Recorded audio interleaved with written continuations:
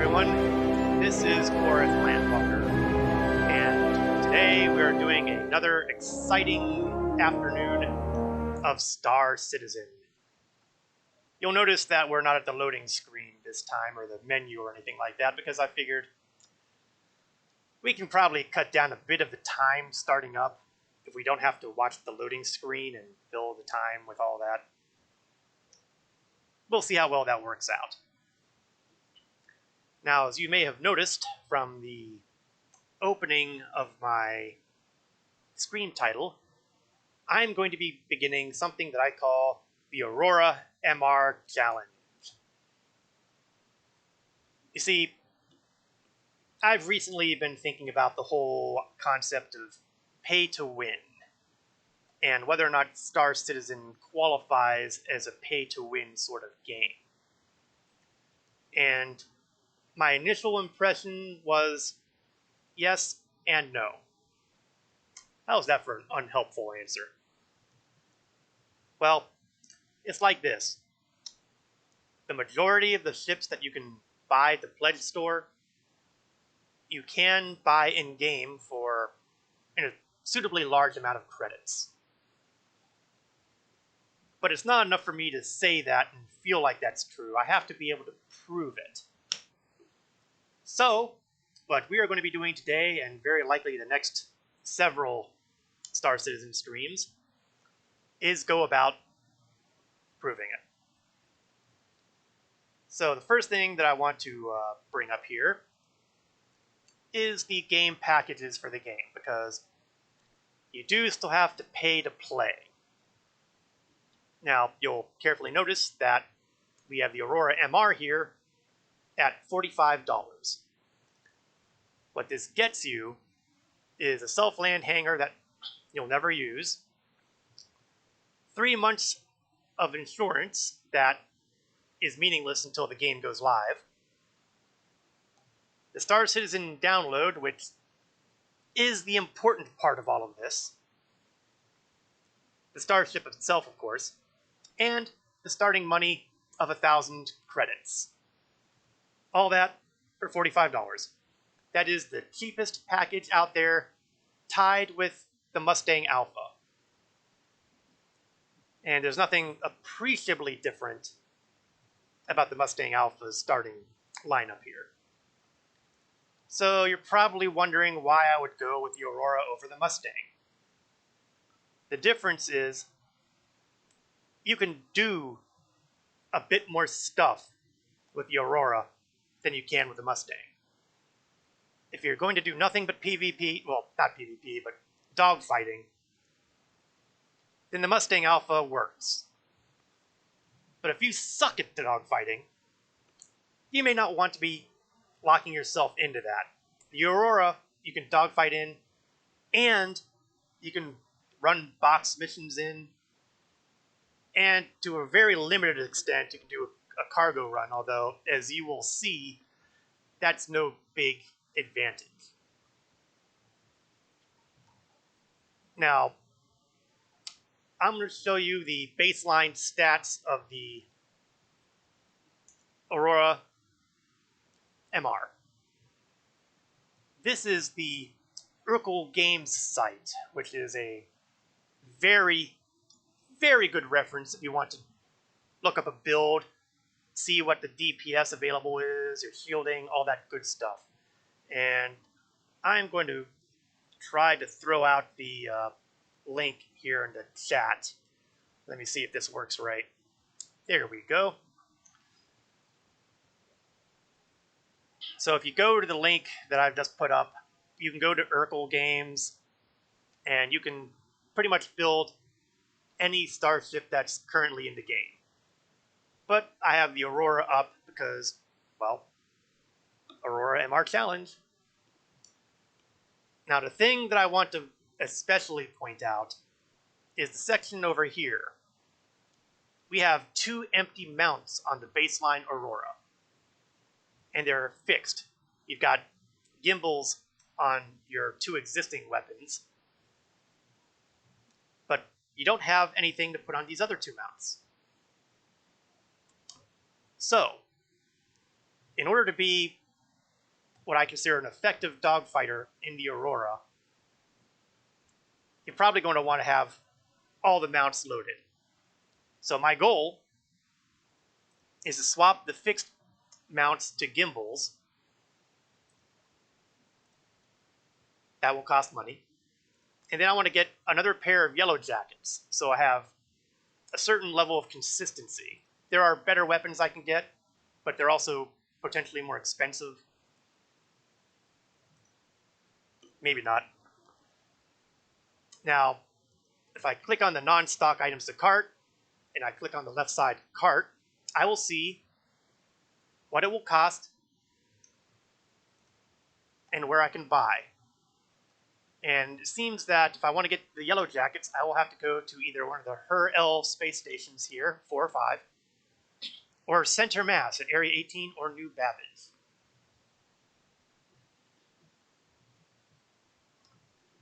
The total cost will be slightly over 11,000 credits. Since I have 1,000 credits to work with, that means I have to get 10,000 additional credits. A little more than 10,000. So, that's going to bring us to the next stage of our drama. Back to the game.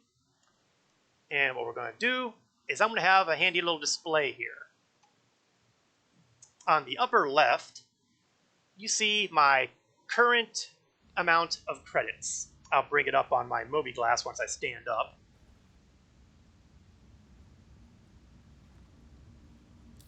My current credits, 1,505,955 credits. On the upper right, you will see profit made so far. Now, technically speaking, I should lop off 1,000 off my starting balance, because otherwise my math will go wrong.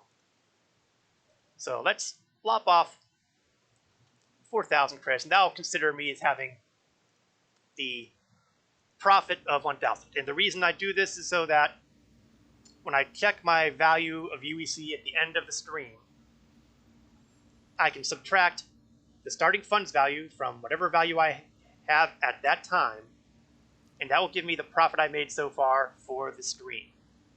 And then next week, that profit value will remain the same. My starting funds will have changed because I do play this game more than once a week. It may not seem like that sometimes with the way the money goes, but I do.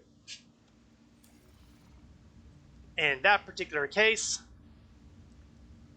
that will allow me to continue to track my monetary goals. So the first monetary goal I've got is getting the two size 1 gimbals and another pair of yellow jackets. I am currently at Everest Harbor. At least I'm pretty sure I'm at Everest Harbor. I know I'm not at Olisar. When you start the game, you have a choice of locations to start. You can start at Lorville, New Babbage, or Area 18. I don't think Levski is available as a starting location. If anybody in chat hears that and knows otherwise, let me know, but I'm pretty sure that's the case. I would personally spawn in Lorville because I feel like there's more stuff you can do here. And speaking of stuff we can do,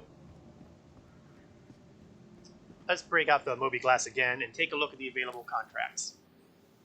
Now, because I'm trying to simulate the starting experience, there are missions that I cannot bring myself to do right away, because they open up as you go along, and, well, I've been playing for a while, so it's been a while since the last character reset, thanks to the 3.12 patch.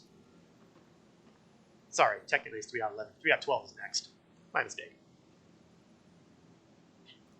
There's these ECN alerts, which pay pretty well, but in a starting Aurora that's undergunned, maybe not the best choice.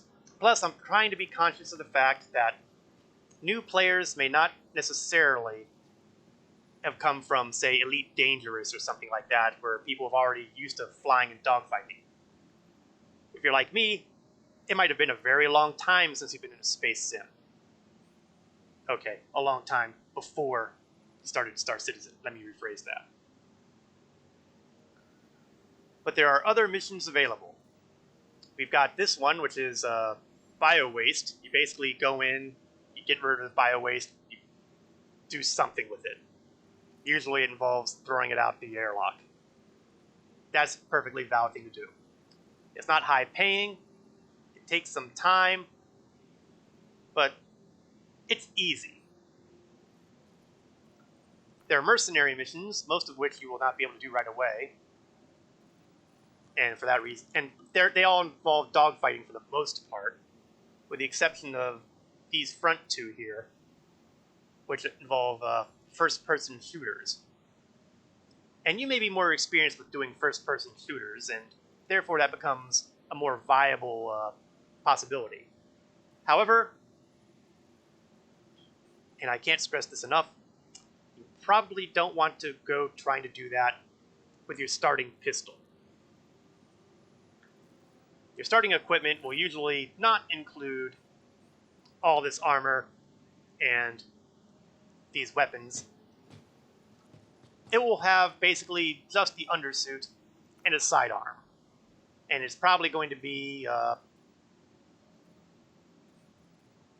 Odyssey 2 undersuit alpha. Oh, and you'll have a helmet, which will undoubtedly be the Odyssey 2 helmet alpha. Nothing fancy.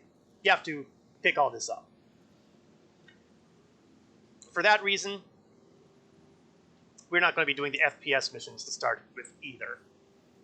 Once we get a little further along and have earned more money, we will go check out the prices and we will lop off the price tag for the equipment I'm using, at least. We will lop the price tag off of the profits made. But we're not going to mess with that today. Our key work here is all going to be spaceship oriented. Investigation. Now this one, these have possibilities. You'll notice that this one's talking about a missing person in a cave. I do not recommend doing the cave missions. They are challenging in two different respects. First, finding the guy in the cave. Second, hoping the mission did not bug out and fail to spawn the guy you need to find in the cave. Not to mention some caves are pretty complicated to navigate. Missing crew, on the other hand. Well, this one is a very attractive one to start. And you'll see it has up to 10,000 AUEC. So that practically gets us to where we want to go right now, doesn't it? So we are going to accept this offer.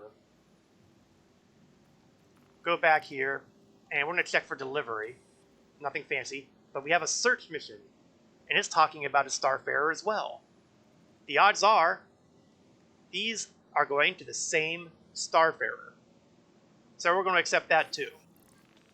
So if everything goes well, we can go to the Starfarer, find all the bodies, pick up that cargo, deliver it, and we'll have 15,000 UEC to play with, plus the 1,000 we've already earned. More than enough to pick up the weaponry we want.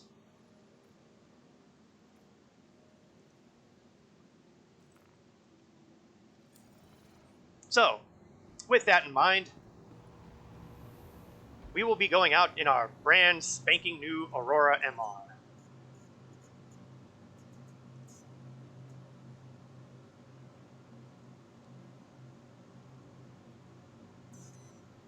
Pad 2.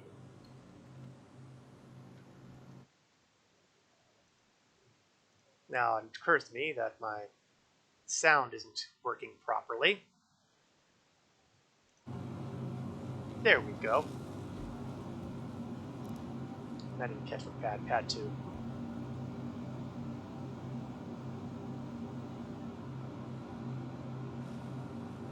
The good news about the Starfarer mission is that it will probably be on the surface of Hurston somewhere. Let's take a quick peek while we're waiting for everything to load in. No, it does not appear to be there. Okay, pad 2.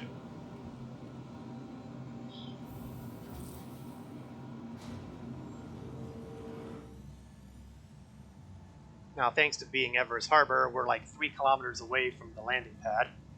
That's actually pretty good. Usually, the ships I'm flying, I'm usually closer to 5 kilometers away. Every time you wonder about how long it takes for the elevators to show up, have some respect. They're covering kilometers in under 30 seconds.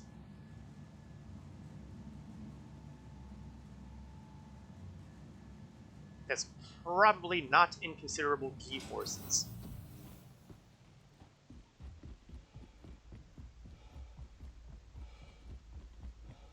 Now, I realize that a lot of people will go for the Mustang over the Aurora because the Aurora is, well, it looks like a brick.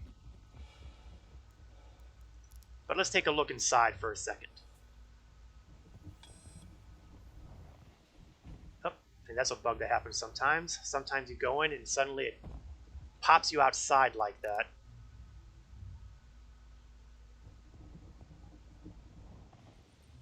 Alright. You'll see that there's enough space in here to throw a box. Now, I've been hearing talk from some people about how some boxes are going through the floor of the Aurora these days. So that might be a bit of a wrinkle that we may have to deal with. We'll find out. Not worrying about it until I have to worry about it. Online. And I'm going to take a quick second look here.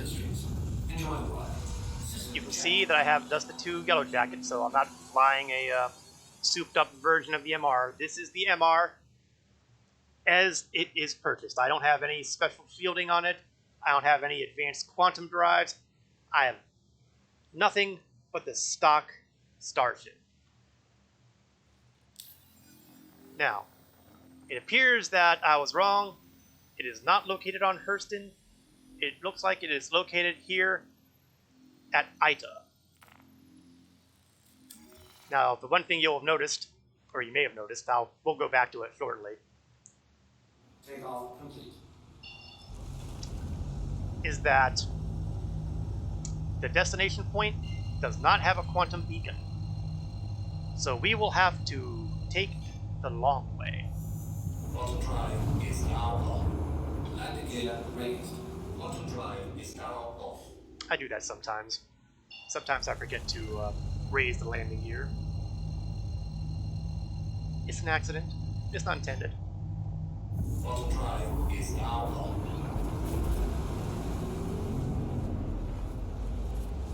Now, if I were smart, I would have a calculator app opened up on my desktop so that I will be able to properly estimate those profit margins as they happen. Quantum drive is now off. Now, at this point, we're 423 kilometers away.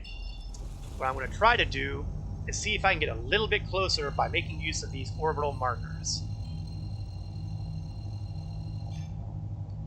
And I think we've had enough of the chats, don't you? In fact, let's take an additional precaution here, just in case I want to check out anyone from the group getting involved. We may or may not have fellow Eternal Rider organization members showing up. We'll find out. They're currently involved in a lot of drug running, so figure let them do their evil plots without having to worry about listening in to the stream here. Okay, we're a lot closer now. We're 268 kilometers. We're probably not going to do much better than that. Yeah, we're not going to do any better than that. Now I'm going to open up the throttle. Full throttle. And I'm going to try to aim ourselves down a little bit until I'm at as close to the maximum speed as I can with this ship, and that would be perfect. We're going to call it 1100 kilometers per second, sorry, meters per second. That's 1.1 kilometer per second. And I've cut off my coupling mode, which means Newtonian physics are now involved. Instead of using my thrust to make sure I'm moving in the right direction and speed and all that, I just cut off the coupling so that, okay, the speed I'm at, I'm basically just going to keep going at this speed. I'm not going to adjust my course any. So even if I move my nose up, down, all around,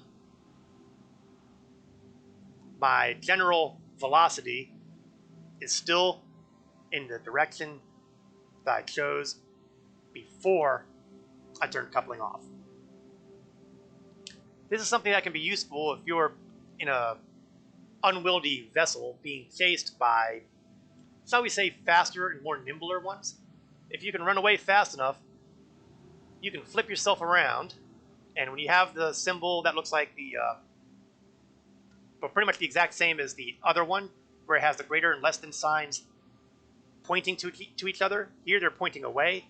That means that is the exact opposite direction as your current velocity.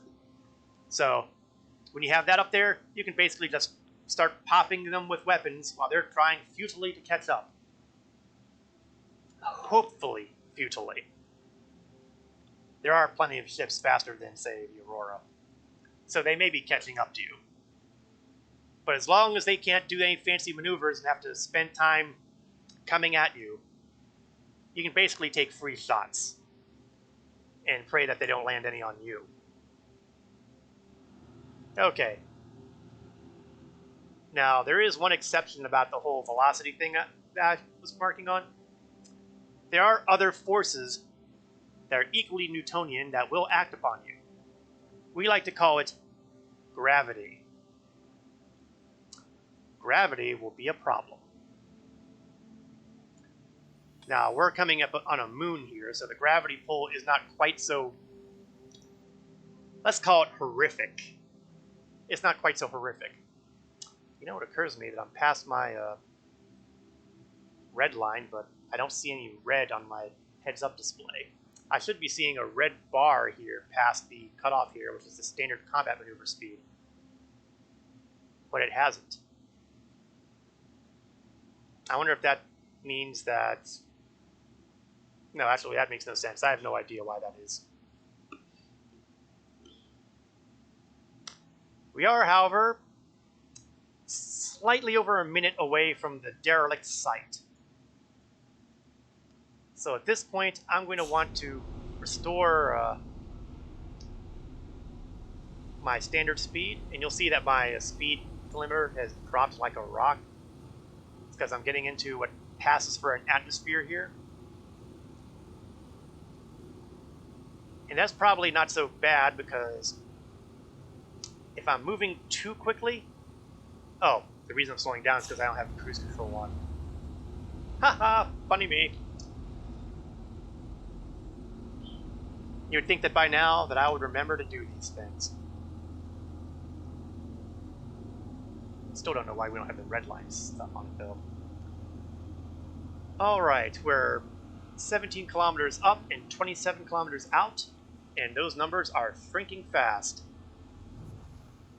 Fast enough that I'm along the lines of, slow way the hell down before I splatter like a greasy stain. In fact, I'm just a littlest bit concerned about my speed, so I'm going to kind of tilt up a bit. I'm going to put on my headlights too. That's the thing I like about the Aurora as well.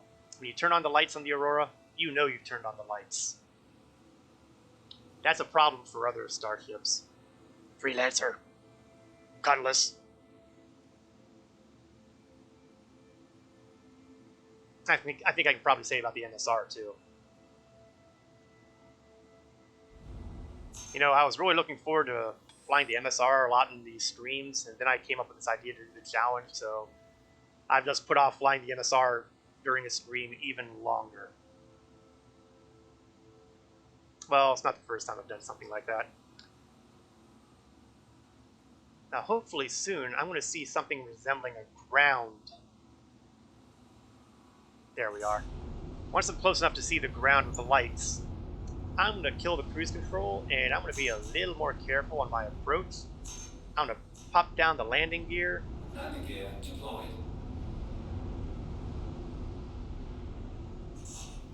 All right. We're going to land on the far side over here.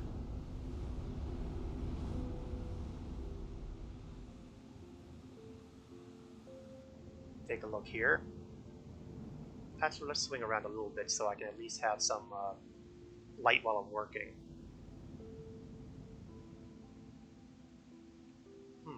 Okay, I guess I'm down. Oh, okay, I didn't accidentally land on anything horrible. Turn off the engines, but I'll leave the power on, just in case something horrible wants to happen. Now, the mission I'm tracking at the moment is the missing crew. I'm going to change that temporarily to track the lost cargo, because I want to pick that up and put that in the ship as soon as I can.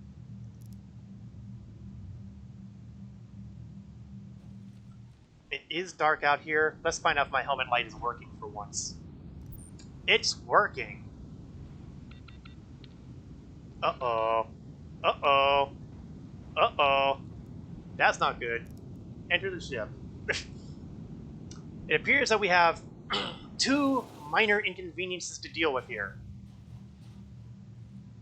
First, it's colder than I thought out there. That's going to limit the time I can stand out there to search. But more importantly, it appears that the wind is doing a little bit of a job on the starship here, so I'm going to try to put it into a position where maybe it isn't blown around so much.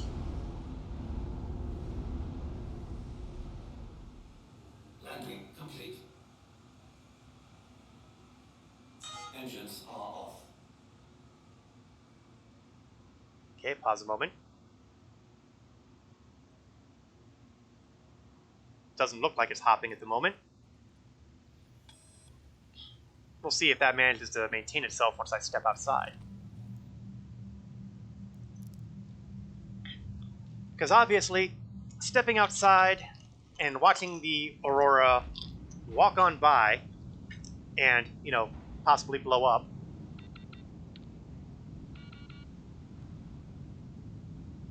yeah, this is not good.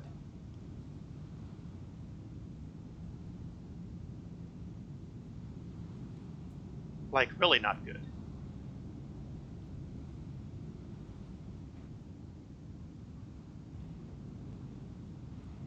The good news is, it hasn't blown away. The bad news is, it keeps moving like that, and God only knows what's going to happen.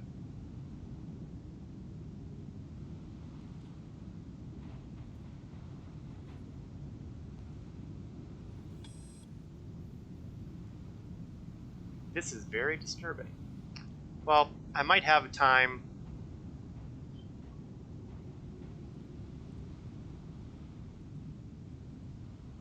Okay, it seems to have stopped moving around. So the next step is to get that cargo out of the Starfarer and into the Aurora in less than 10 minutes.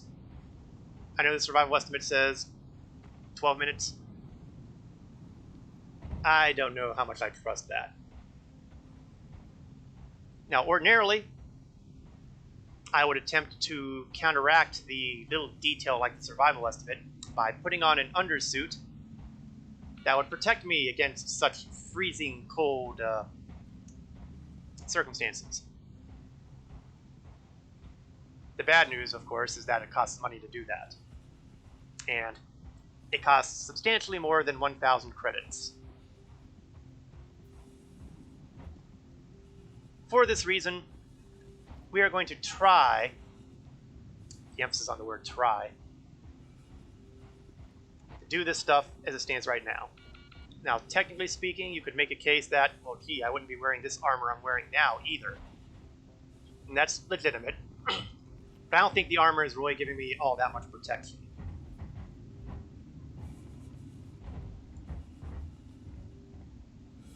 Now the estimate's gone up, probably because I'm in shelter now.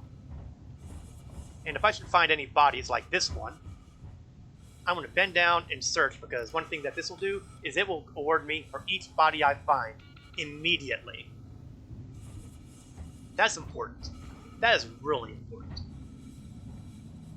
Because that means if I have to abandon all of this, I will at least be able to get some money from my efforts here.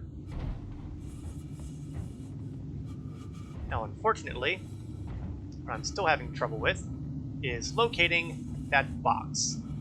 That box is clearly in this portion of the wreckage,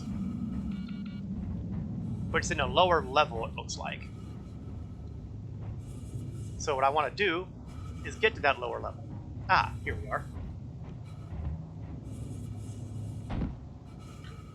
Of course, once I find it, the other question comes, am I going to be able to find my way back out?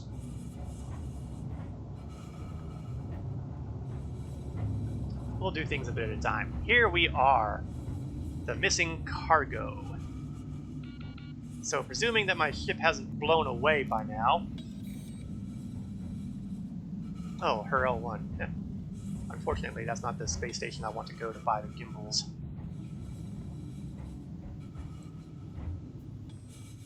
What I want to do now, though, is find my way back out of here.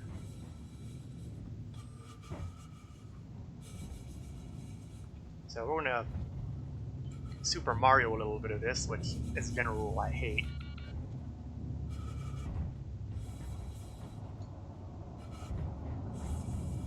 I'm stuck on something. Oh, good. And my visor is freezing up.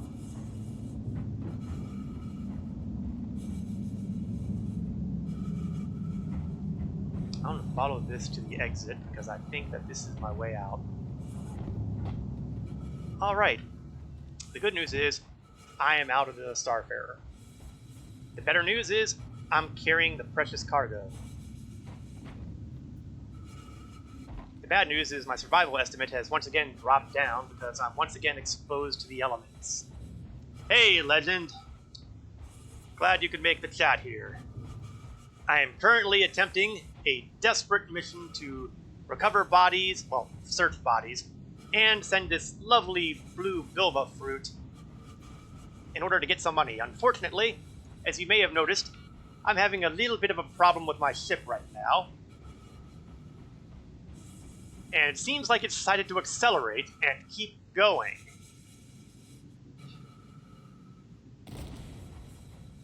And that was not a good sound either.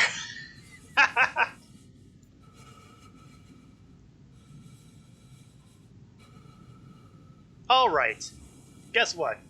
This box is useless to me now. Now it's all about find as many bodies as I can before I die.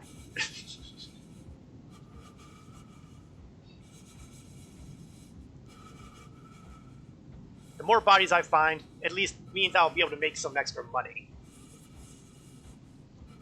On the bright side, I can wipe my visor now.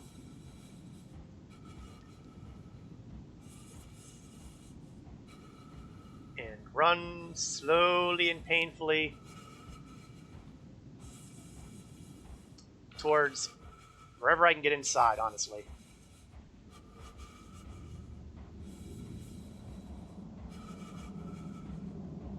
The wind that has made hash out of my spaceship is also making it difficult for me to move. Yeah, it's something you never want to hear, you bet. Sound of exploding starships, especially when you realize that it's your own, that's bad. 6 minutes. I really need to get back inside. It won't buy me a lot of time, but I will take whatever time I can get.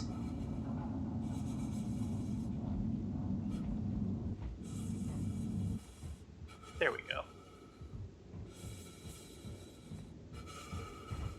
Okay, I'm back inside, and my timer has gone up to 7 minutes.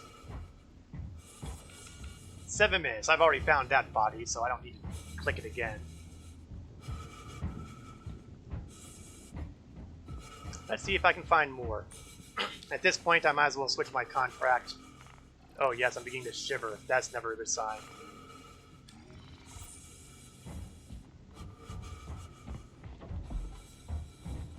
Is a bad way to go, freezing to death. There are worse ways to go, but that doesn't make it a great way to go.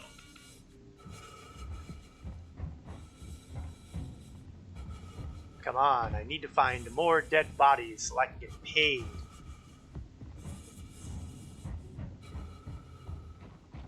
Unfortunately, it doesn't look like there's going to be anywhere here, so let's drop back down here. I didn't really have a good enough time to look down here last time I was down. There's another drop off. I'll take that momentarily.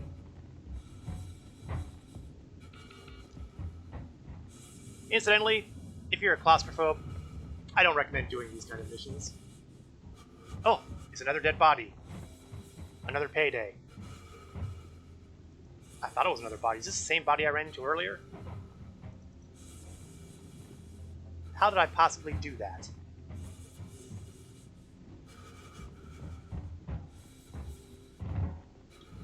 Okay, I'm not entirely sure how that happened, but don't care.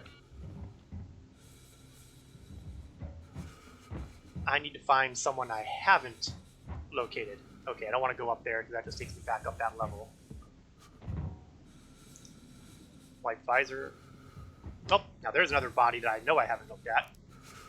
800 UEC. Well, thanks a heap. I was hoping for another body. Am I losing any frames? I'm not losing any frames here on my end here, but I'm not entirely sure.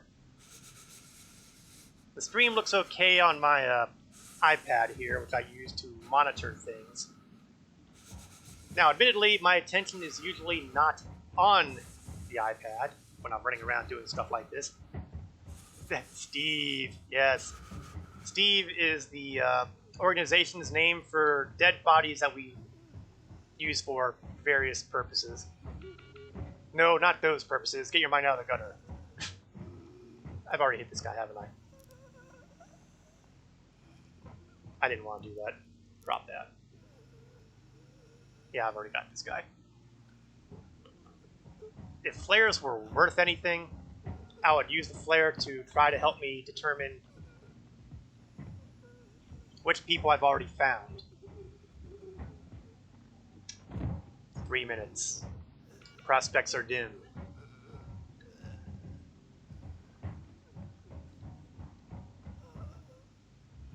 Prospects are dimming fast. Okay, looks like I'll have to go up the level after all.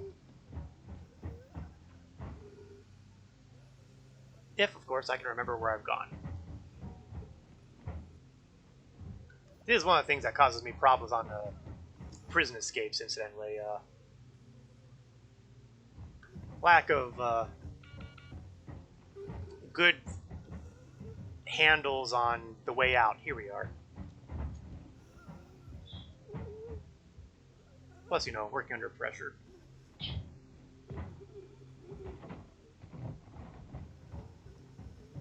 And of course, everything is getting dim. 2 minutes to instant death. I'm pretty sure I've already done this person. Yep.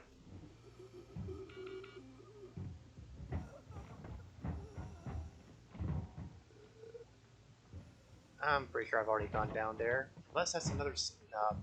that's probably not going to get me anywhere new.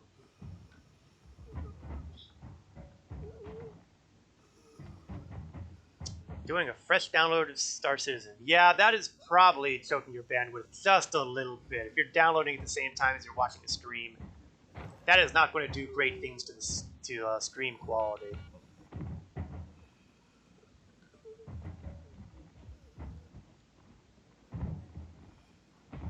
Wipe the face. 1 minute. I don't think I'm going to... Oh, that's the exit again. I don't think I'm going to find any more bodies here. So we have learned a valuable lesson here, haven't we? We have learned that it is not the best idea to come to a freezing cold moon on a very windy night without suitable precautions taken.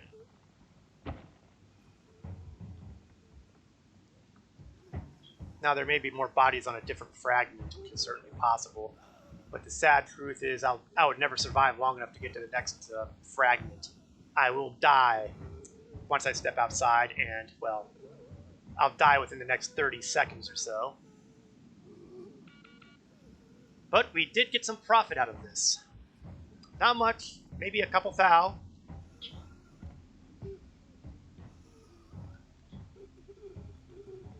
Which is still a 9-0 amount. Here we go, let's go to third person so we can truly appreciate this. And there we go. That is what is commonly referred to as a cold conclusion.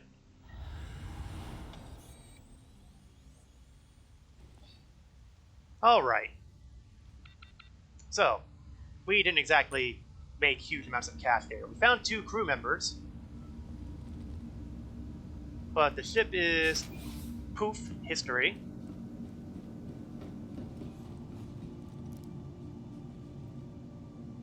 So we are going to head back down. I respawned in Everest Harbor, which is where I started.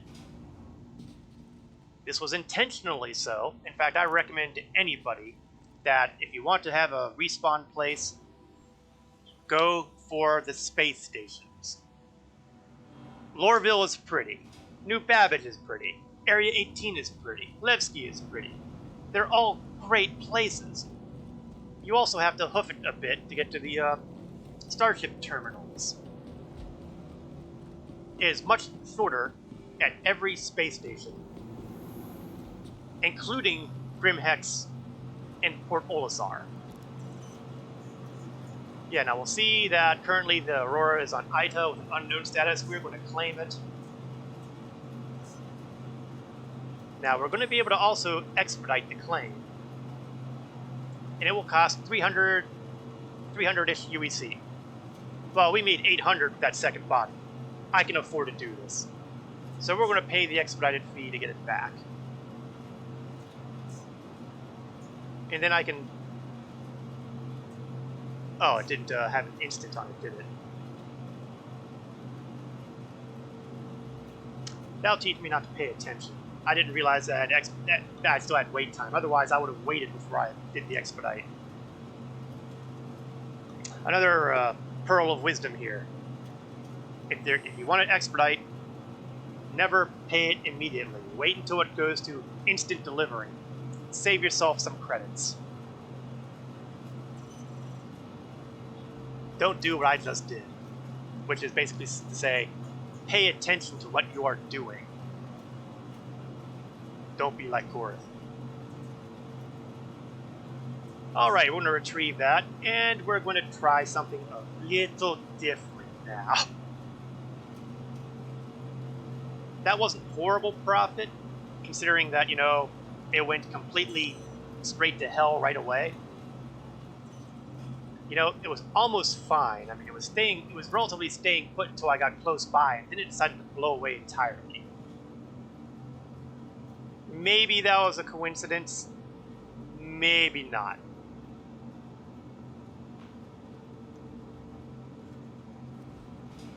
The more you know. Now, the good news is, when you claim your ship, it is basically as if nothing had ever happened to it. That will not always be the case. In time, the insurance will only give you the base ship and the stock components. So if you put anything fancy on there, it will go away as well.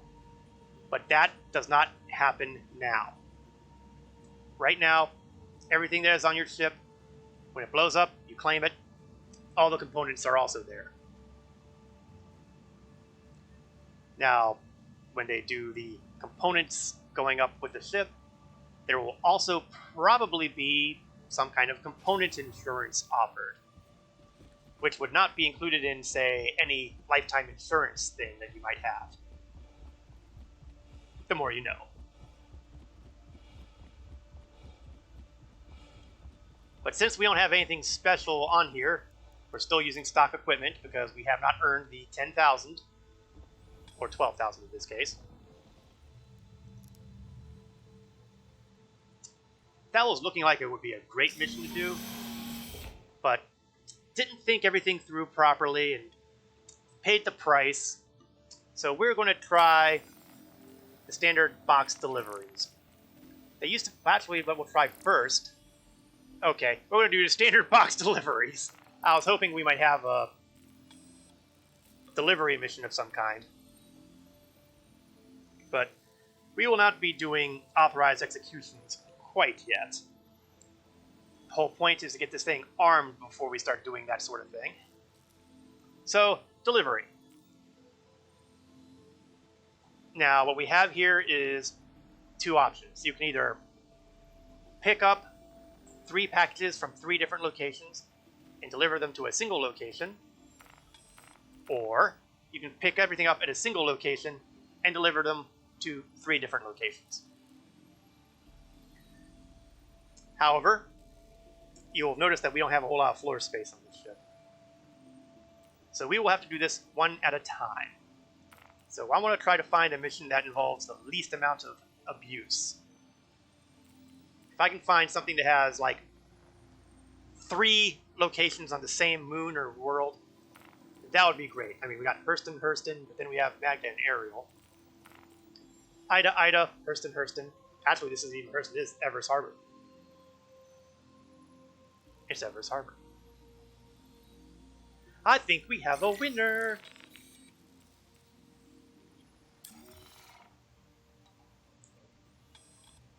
Yeah, drugs. No, I don't have any drug running missions at the moment, so that is not really an option I can choose.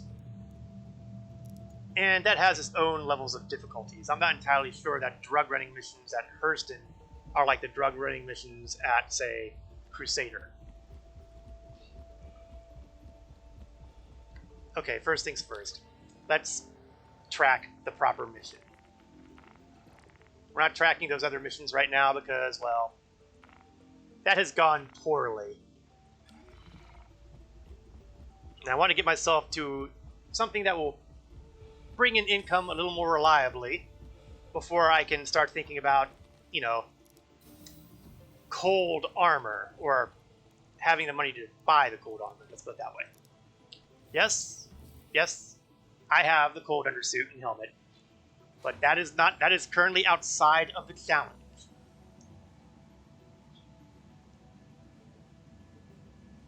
Honestly, I should technically take off all my guns except my sidearm and all my armor. But like I said, since I'm pretty much doing all of this, mostly space kind of stuff, I don't feel the need to. We will get to it. Just not yet.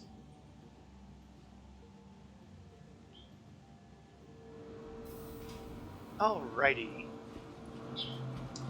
Boxes at Everest Harbor are going to be at the admin section of the facility. So what that means is I need to go to the elevators over here, and we are going to go to the Galleria. If you've been away from Star Citizen for any length of time, this is a new thing for you. It used to all be one level, but now we have multiple levels. The hab and hangars, the Galleria, and the cargo deck. The cargo deck, incidentally, is mostly useless for what we have in mind. Although I probably could look into the price of the Novikov armor here. I'm pretty sure that's in the cargo deck. But, again, outside of scope right now. Here we have the Everest Harbor package. We should be able to put all 3 boxes in, put them on the bed. Can I? We'll test that out. One of the problems I've been hearing a lot about lately, though, is that there are people who are saying that the boxes on the putting them in the Aurora are not staying in the Aurora. That could be a problem. But I haven't seen that myself. So for all I know, it'll all work nice and perfect.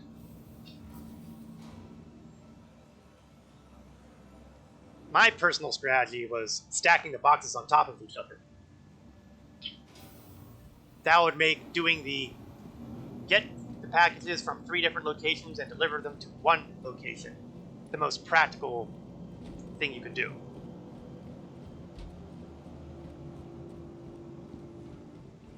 Okay, the Aurora's still on pad 1.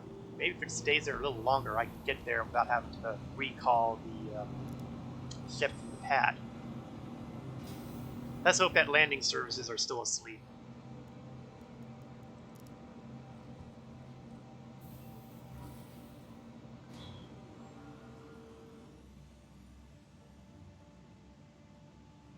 Yeah, no, I never really considered the bed being a place to put these things. The more you know.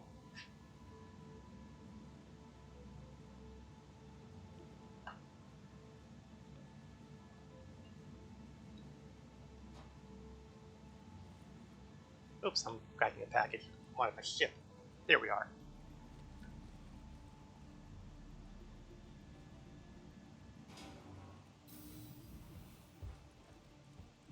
Alright, hustle, hustle, hustle. I give full props to the ATC of Everest for ignoring the fact that my vessel has been sitting out here for an extensive period of time. I appreciate this.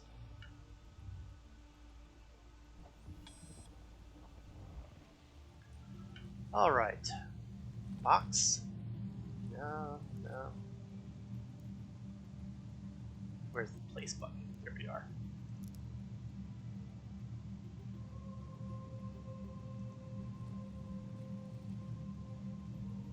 I'll be damned. Okay, well, that makes things more interesting, doesn't it?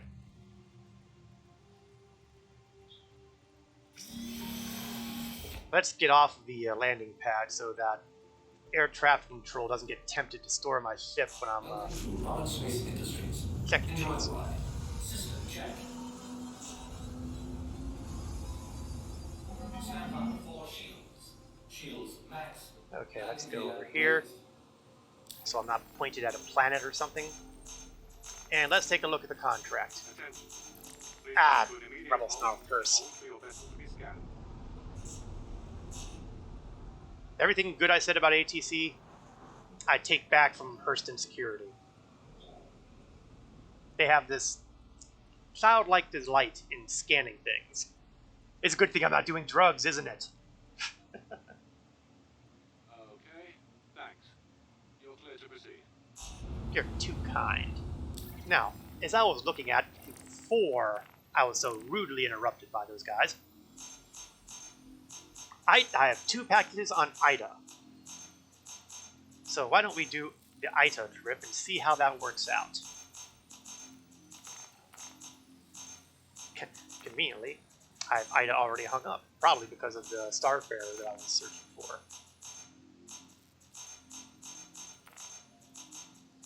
No, I want more than Ida. I want to hit that Woodruff.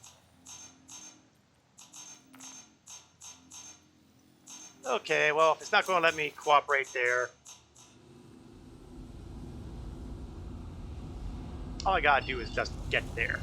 I can fine-tune once I'm in the mood. Overdrive is now on.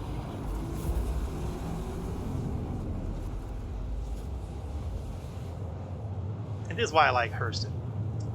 Everything, there's all kinds of missions you can do here. Plenty of variety. You can do first-person shooter, you can do criminal activities, cave diving, Overdrive is now off. hand mining, vehicle mining, ship mining. Well, okay. Mining. Let's go to Woodruff. You can do almost every kind of activity available in this game in one planetary system. One planet and its moons. That is why I love Hurston.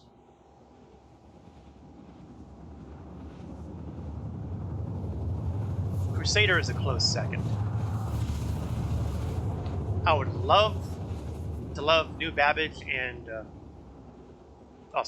Microtech and ArcCore the same way.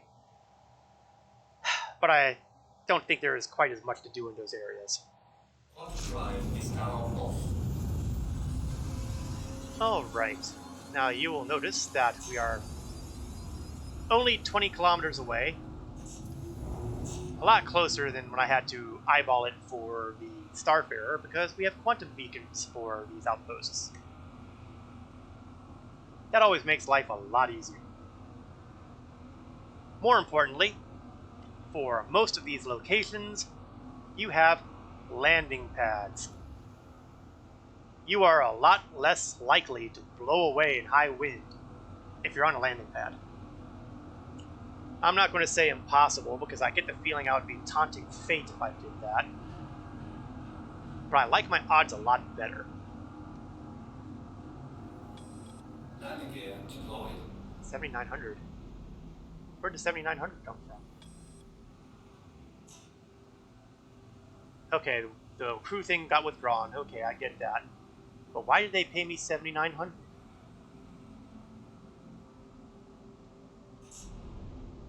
I'm not complaining. I am not complaining. They want to give me 7,900 for not succeeding in my mission? For finding only 2 bodies? I am okay with this. I think it's weird. And it's probably a bug. Landing complete. But as far as I'm concerned, if they give me the money, it counts.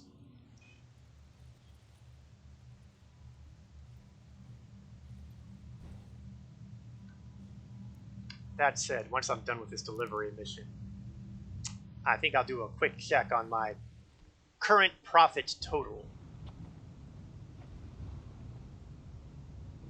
I'm not going to change the chart on the upper right yet. I'm saving that for the end of the stream. But I'm kind of curious where the money stands. Actually, that's pretty easy. If I have 1516000 or higher, then that tells me I have the money I need, or close to the money I need, to pick up the gimbals and guns.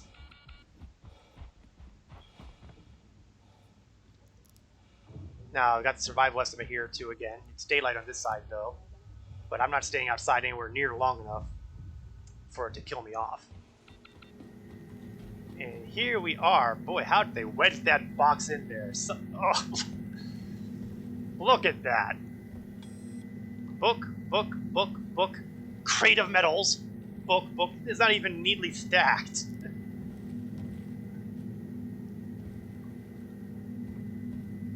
Ladies and gentlemen, Star Citizen.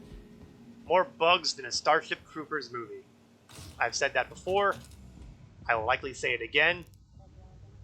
And it has been no less true each and every time I've said it. The bad news is, now that I've got the box of medals in my hand, my walking speed is dramatically reduced. I am just slowly making my way to my ship.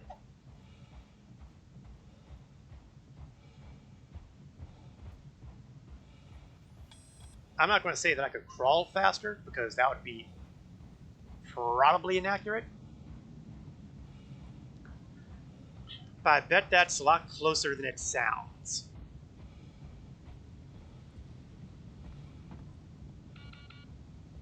Now, I'm pretty sure that at this point, I will not be able to use the bed.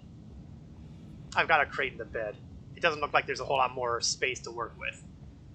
So now we have to be at the mercy of the floor. Ordinarily, this would not be a problem. But I still keep thinking in the back of my head that the people who've been complaining about having their boxes fall through the bottom of their ship still applies. But now, we will test that.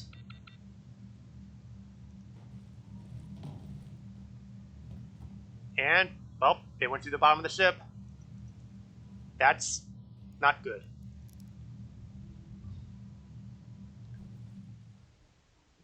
If I'm lucky, Yes, I am lucky. It is still at least available to grab from here. But now we have a problem. And the problem, simply put, is how am I going to get this thing to stay put?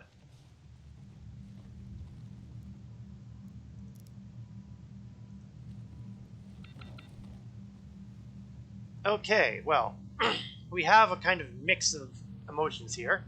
It's staying put, but I don't know if I can get onto my... Okay, I can't get to my seat.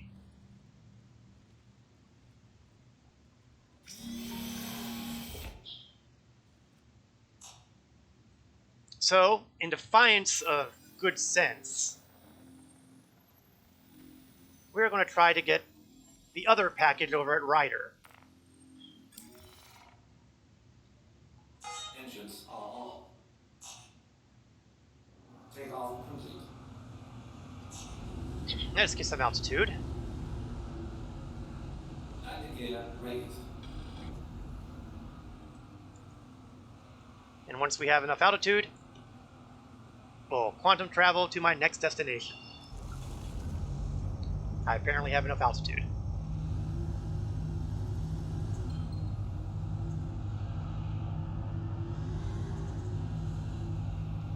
Here we are. Spool up, spool up, spool up, spool up. Nuts. I was afraid of that.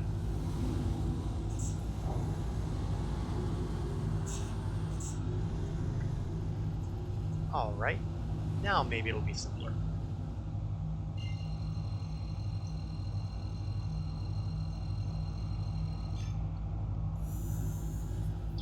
Alright, time to make the jump. Is now on.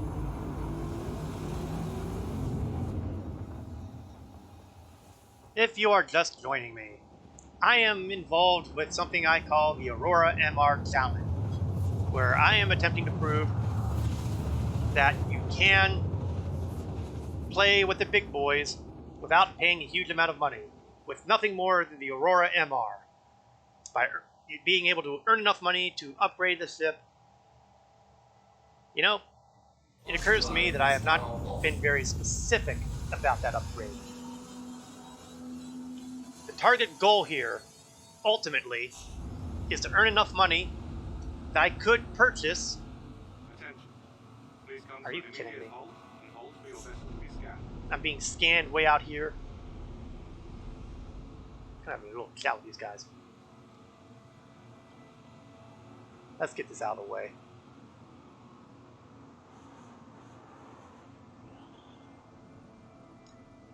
As I was saying, the ship that is the target ship is the ever infamous Drake Cutlass Black. Why have I chosen that ship as a target? Alright. Everything checks out. A couple reasons. Feel free to go. One, it's a medium-sized ship. That means you can do more stuff in it. Two, it's big enough to handle a Grey Cat Rock. The Grey Cat Rock is going to be an important component of the Aurora MR Challenge, but we will not be demonstrating that this week, and next week probably isn't likely either. Price tags, you know. Thirdly, it is a ship that I do not already have, even though it is not the best ship. Legend. Even though it's been put together by basically baling wire and duct tape, it's a vessel I don't have, which is why I'm going to look at that before, say, a freelancer.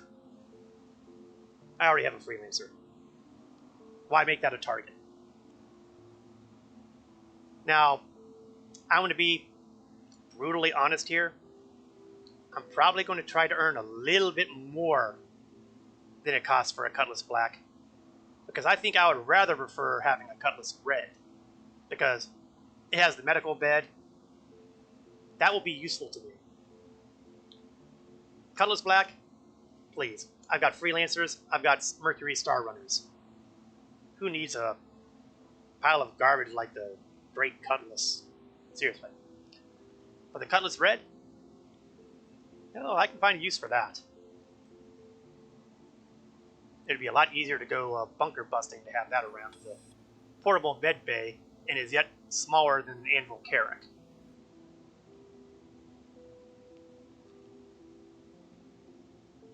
Being compact has advantages. Let's kick on the headlights. It's awfully dark out there. I have no idea how I'm going to get this package in the ship here. If this is going to be one of those that falls through the floor, it's going to get challenging. That said, I could be getting way ahead of myself. I'm not even convinced I'll be able to get out of my pilot seat at the moment.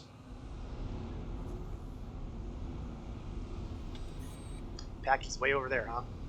Well, you know what? Ordinarily, I wouldn't do this. Ordinarily, I prefer to park on the smaller pad on the smaller ship. But I don't really plan to run practically the entire length of the outpost to get to where I want to go. Landing complete. Well, I may be putting my money where my mouth is when I talk to the talked about not having it blow away on a landing pad. Engines are off. I have Drake envy. No. That is a big negative. Okay, I just phased through the door of my ship. Okay, you know what? I'm fine with that. That's one less problem for me to worry about.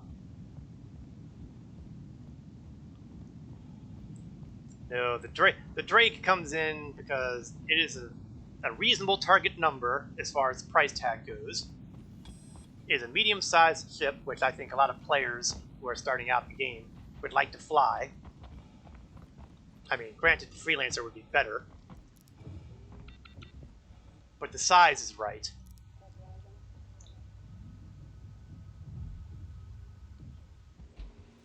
Alright, oh, it's another one that's in one of these places, but at least it's not on a bookshelf this time. This time they at least have it on a table.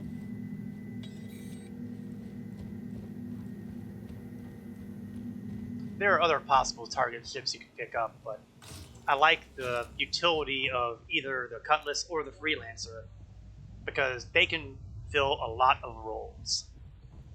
They can haul cargo, they can store a rock for rock mining.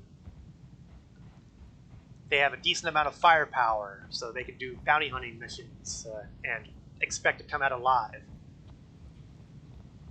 Both of these ships are very useful in that niche.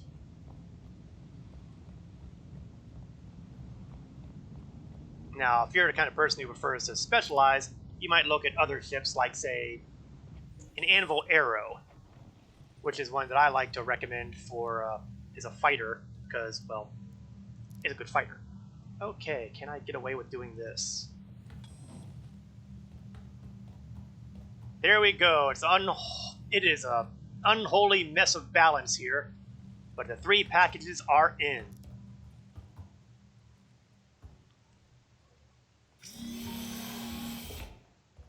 Next step, delivery. All 3 boxes are now filled. So my next destination is HDMS Stanhope on Hurston.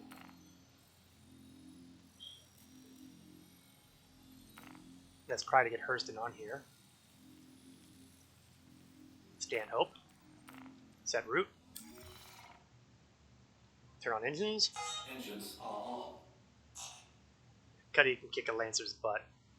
Well, in combat, you're probably right. I've often said that I thought that the Freelancer is a cargo hauler that is capable of fighting, and the Cutlass is a fighting vessel that is capable of cargo hauling.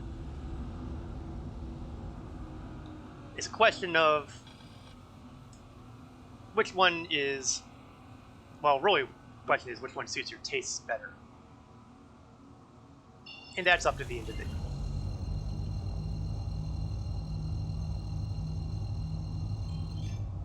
For combat operations, probably have an easier time with the Cutlass. Raised. 。 . 。 . 。 . . . . . . . . . . . . . . . . . . . . . . . . . . . . . . . . . . . . . . . . . . . . . . . . .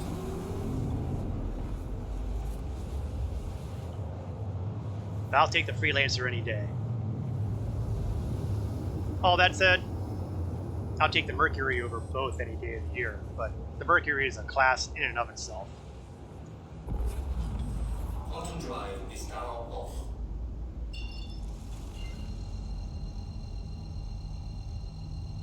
Okay. All 3 Quantum packages. drive is now on.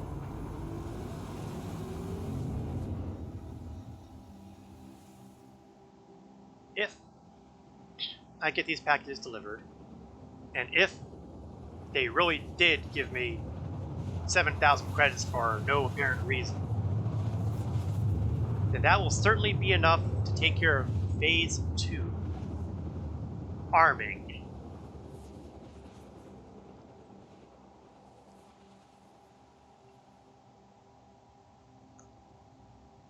It'll be more than sufficient. And then we can get some extra cash by blowing other starships to tiny, greasy bits. I am, however, getting ahead of myself. Let's accelerate a bit. I'm impatient. Wonder what the MSR will run in game. That is a good question. I really don't know. I'm guessing that's probably going to be around... I'm going to say that it's probably going to be a bit more expensive than, say, a Constellation Andromeda. It's kind of similar in size, but it's a better ship, I think. So I think that you're going to find it more expensive than the Andromeda. It might be closer to the Aquila, or Aquila, depending on, how you pronounce it. I have not yet heard a proper pronunciation guide for the starship.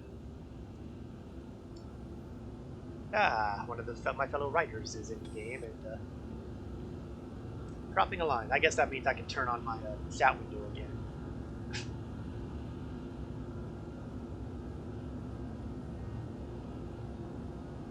I had the chat window off because, well, global chat is occasionally a mess. 3 to 4 million? Yeah, I think 4 million is about right. I don't know the price tags of the constellations off the top of my head,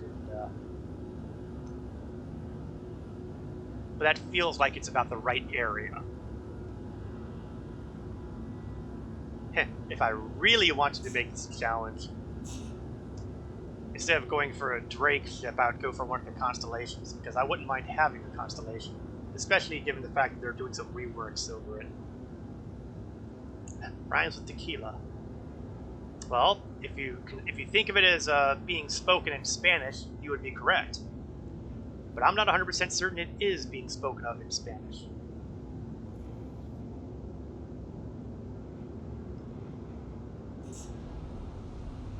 Radar contact. Fun fact. Oh, what's this? Grey Cat Rock. Someone has been doing mining here, and they've left their rock behind, I suspect. Empty seat? Unknown. Yeah, someone left their poor little mining vehicle here. Didn't bother to put it away like a good miner would. They just left it out there like a bump on a log. Is there any sadder fate? Landing gear deployed. Oh, there will be a sadder fate if I can't get these boxes delivered. Engines are off. Alright, let's see what happens when it tries to get me out of the seat. Oh, I think one of my boxes fell over. I didn't think that could actually happen. Let's grab this one. Exit stage left.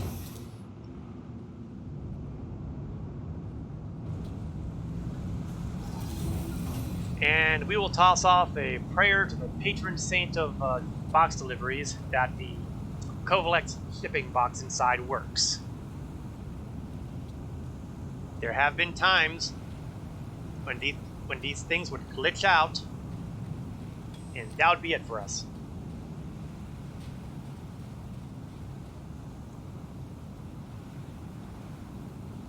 Let's hop inside.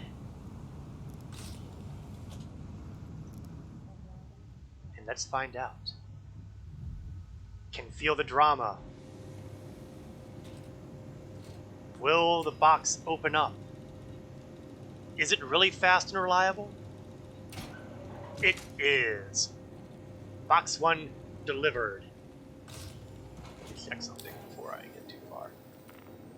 Okay, good. Want to make sure that I hadn't been getting communications without seeing it because something screwed up somewhere. Cat is 5 million and change. MSR would be less. I think you would be right, so I guess 4 million is probably where I would put the MSR. Because I think the Cat would be more expensive than the MSR, simply because of the fact that it hauls huge amounts of cargo. Alright, open sesame. Box 2. Exit stage right.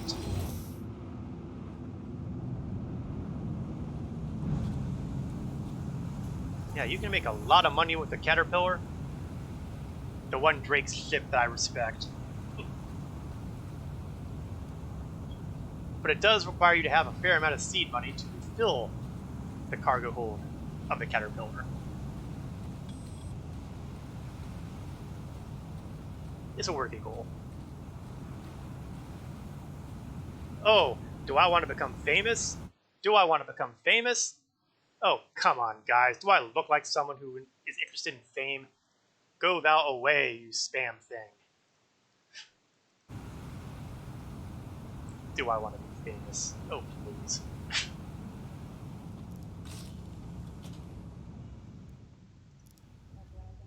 If I wanted to be famous, I'd be streaming a hell of a lot more than 2 times a week. Okay, let's do a drop-off.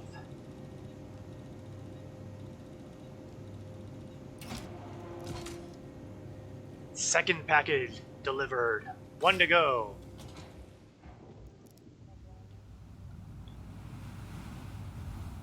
There is only one thing that can stop me now. Let us hope that there is no 30K server crashes coming. Oops. Got myself a little confused as to where the ramp was.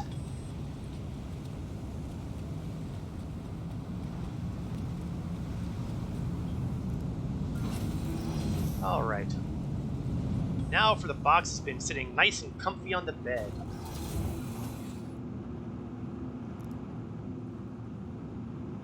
And there it is. You wanted to be famous, Legend? Well, that means you gotta start your screaming again, man. Then you too will get these offers to become famous. Of course, your streams would be filled with mostly escape attempts from Klesher, most likely. Still, they could be educational that way. Along the lines of, this is what you do when you've been bad.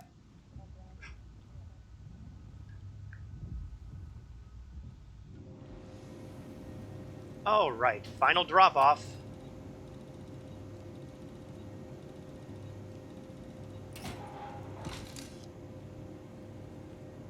We will watch the money roll into my wallet.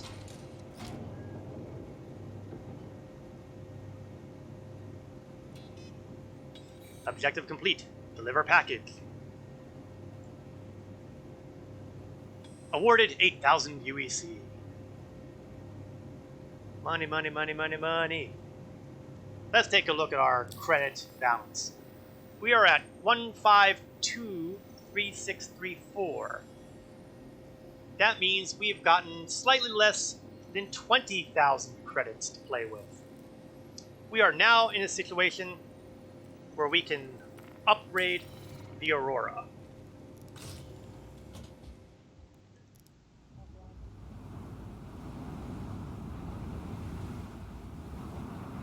So first, we're going to get back in the air.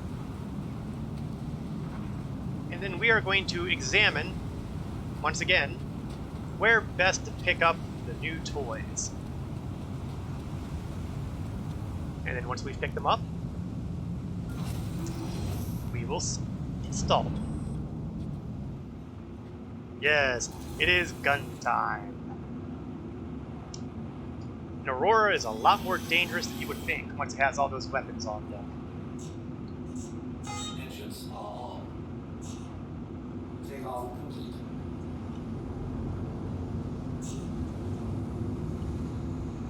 Landing gear raised. Alright, let's get ourselves to an altitude that I can feel safe in. Switching screens for a moment.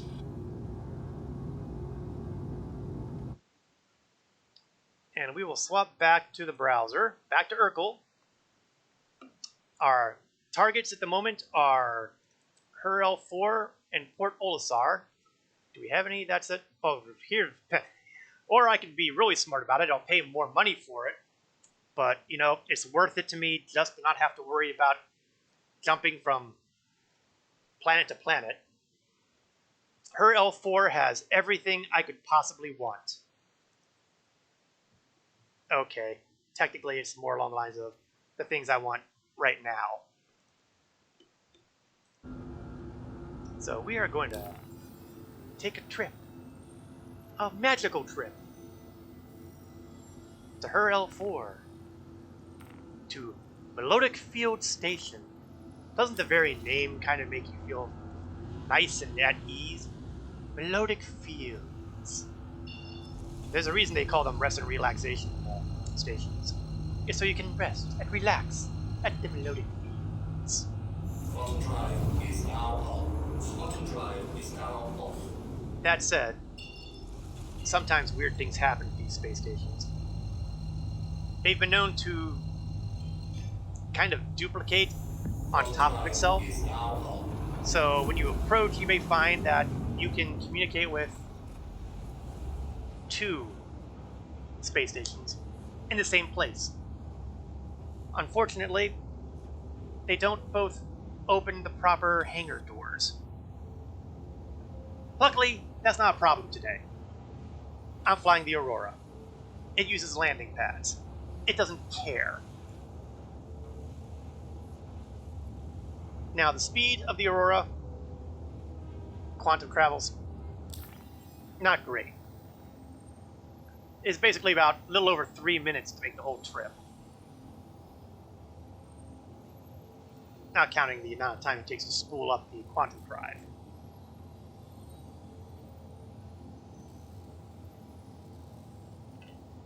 Still, it could be worse. I could be going to Port Olisar.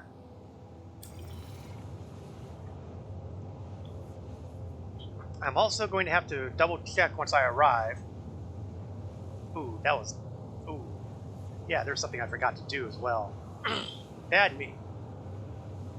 Why am I saying bad me? Because while I was at that station, at the outpost where I was delivering my boxes, I have, in the Aurora MR, 3 SCU of cargo space. I could have grabbed something there, loaded it up, and sold it off somewhere. I didn't think of it. It happens. Life is tough all over. And to be fair,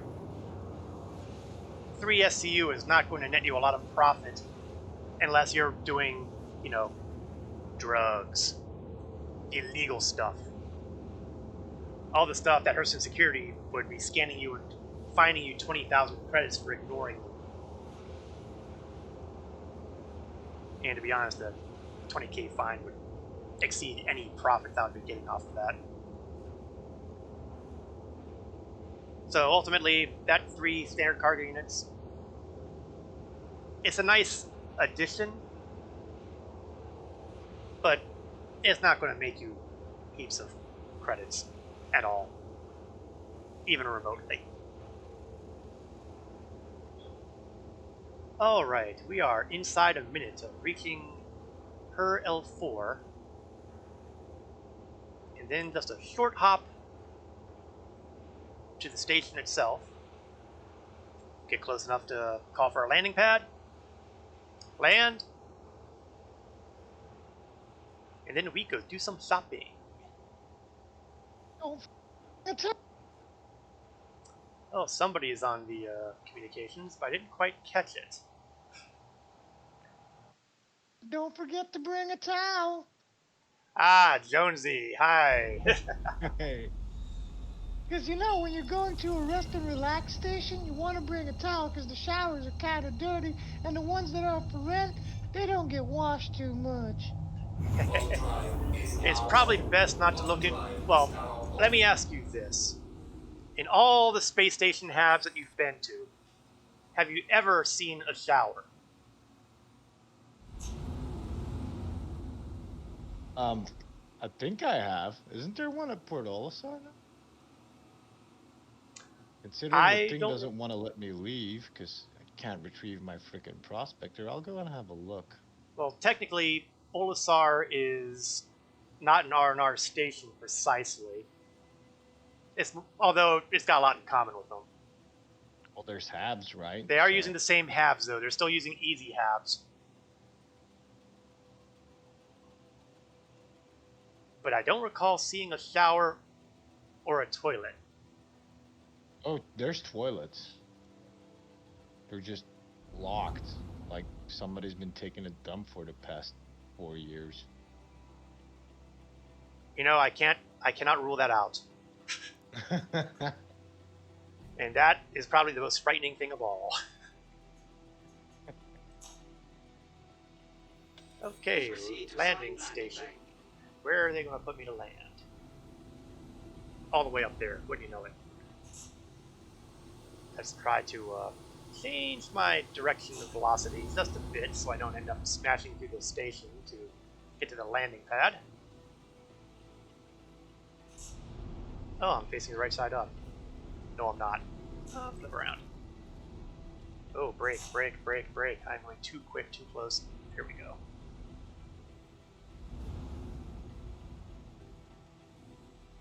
Might have overdone it with my approach.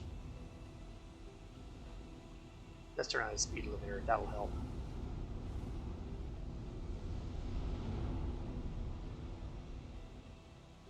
Oh yeah, I should lower the landing gear too. Landing gear deployed. Landing automated. Good evening. Thomas. Hello there, Thomas. We are currently live during my Aurora MR challenge. Good. Yeah, he's streaming. Yes, that's why I'm Also- here with the Gaming 2 channel. So you'll have to put up with my incessant babble for at least another 30 minutes. Oh, by the way, also, in defense of Legend earlier, Glesher happens to be a fine institution of higher learning, thank you very much. Yes, someone has recently finished a 10-minute sentence there, as I recall. Yeah. That what? I'm gonna have to swap servers. My prospector won't giving me that unable to retrieve bug. That you might also be able to go to a different location and retrieve it. Oh, okay. Well, yeah. Actually, I could have done that. I had to go to Hurston anyway. I was So- retrieving my RC at Daymar.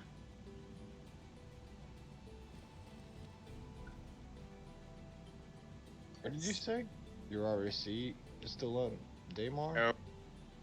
Yeah, I have troubles retrieving my ROC at Oh, the Daymar. rock, right. Yeah, the rock. Okay. Yeah, you might have to go to a different moon to pull it out and then come back. Yeah.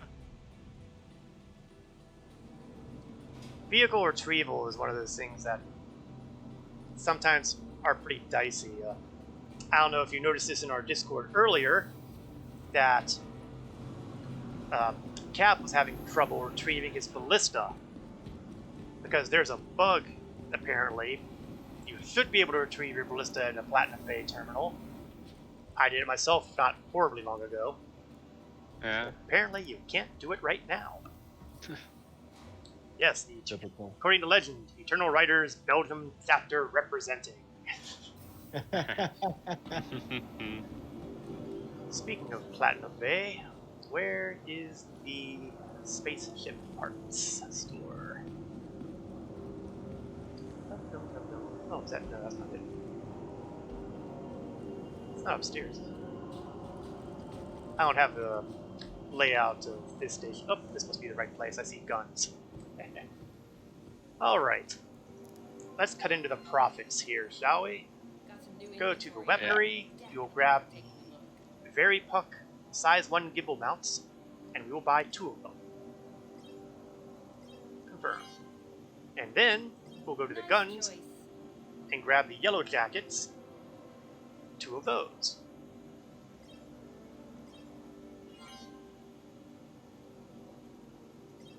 Now the next step is to store the Aurora so I can put the new toys on board. It's not letting me. God damn it. Guess I'll take Ah, there's the elevators. I'm only looking right at them. Hey, speaking of gimbals, now that you're on the topic, am I correct in assuming that if you nix the gimbals on a ship, you can load up a size larger gun? That is usually the case, right? If you unequip the gimbals are the size of the slot. So if I have a size 4 slot, I can fit the size 4 gimbal on that, and that will allow me to fit the size 3 gun on the gimbal. But if you remove the gimbal from the equation, you'd be able to fit size 4 guns. Oh. Now, some Okay, then ships why don't- won't let you do that sort of thing because they're not precisely gimbals, like, say, the Freelancer's guns. You can't do anything about those as far as size goes. What about the Mustang? Because for some reason Urkel doesn't want to let me do it either. Well, Mustang is a little. Well, okay. Let's take a peek. Let's take a peek at Urkel for a moment, shall we? Let me bring that up here on my screen. Either that, or it was something with the mobile version of the website that wasn't allowing me to do it. I'm not sure. Well, first things first. Let me empty my cart here. Close that, and let's bring up the Mustang. I presume you're using a Mustang Alpha? Alpha. Yeah. Okay, now you may have a problem with that one. Well, let's see. Okay, the problem on... Yeah, I kind of suspected this would be the case. There is an exception with the whole gimbal thing, and that's with size 1 weapons. A size 1 slot will fit a size 1 gimbal. And that's a pretty recent thing, like within the last couple of patches, I think. Where you can put in the gimbal or fixed. Right. You really don't get to see the difference unless you have something that slots size 2s. Such as, let's grab an example somewhere off here. Let's grab the Hornet. Okay, bad example, but it'll still work. We have a size 3 mount here. You can put on a gimbal size 2. And the size 2 weapon would be a gimbaled one, or you could use the straight size 3. Let me see. Let's take a look at the Cutlass Black for a second. Okay, Cutlass. Okay, Cutlass is a great example right there. Cutlass comes default with gimbaled size 2 weapons. But what you can do is you can say, I want bigger guns. So you can yank out the gimbal and just put a fixed weapon of size 3 instead. So instead of using a Scorpion Ballistic Gatling, you might want to use the Mantis Ballistic Gatling.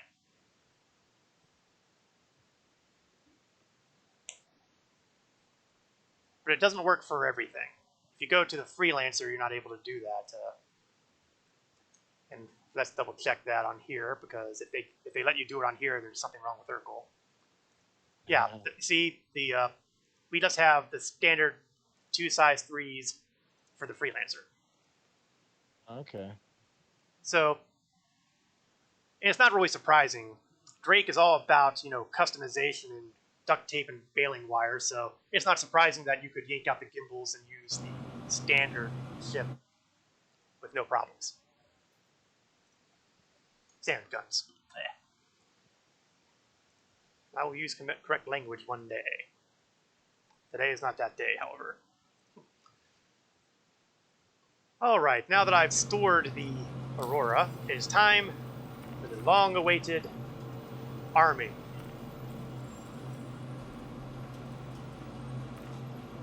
I have my weaponry.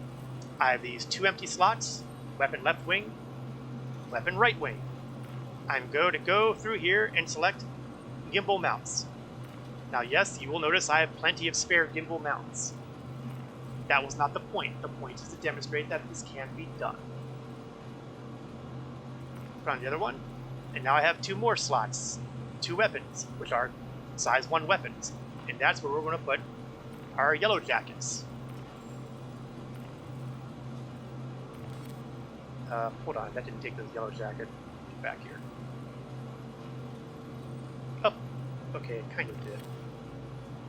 Alright, we're good. I have no idea what happened there.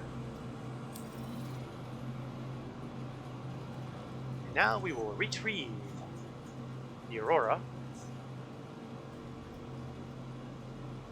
Words are hard. Yeah, there are times. There are times. Didn't pay attention to where that went. Add 2. There we go. Best thing to happen with recent patches is having the pad listed on your ship marker. Usually. There are a couple places where that still doesn't work out as well as one would like. But they do okay on the space stations. And that is good.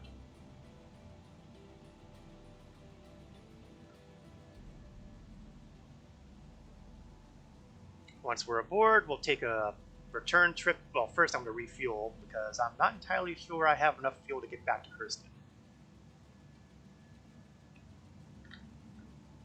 It's not like I took a trip to Olisar, but at the same time, it could be problematic. I'll feel better just having a renewed fuel supply.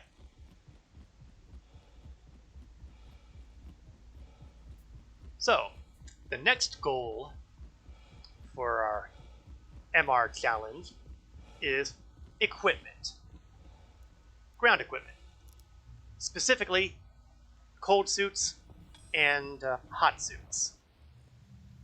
There is a price tag associated with those, which I admit I don't readily recall, but I don't think I have the cash for both, much less their helmets.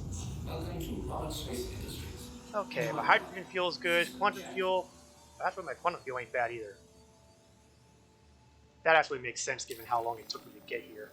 It's probably fuel efficient, but slow.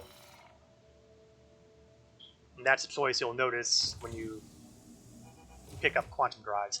You either find something that saves on fuel and is slow, or something that guzzles fuel and is fast. Spool-up times are also likely to be involved. But we have gained what we wanted off her L4, and it is time to return to the planet of Stanton. Takeoff complete. Before I do, I'm going to hop over here and I'm going to link all my guns so that they will go off of 1 mouse button instead of 2. Since these are ballistic weapons, they can and will run out of ammunition.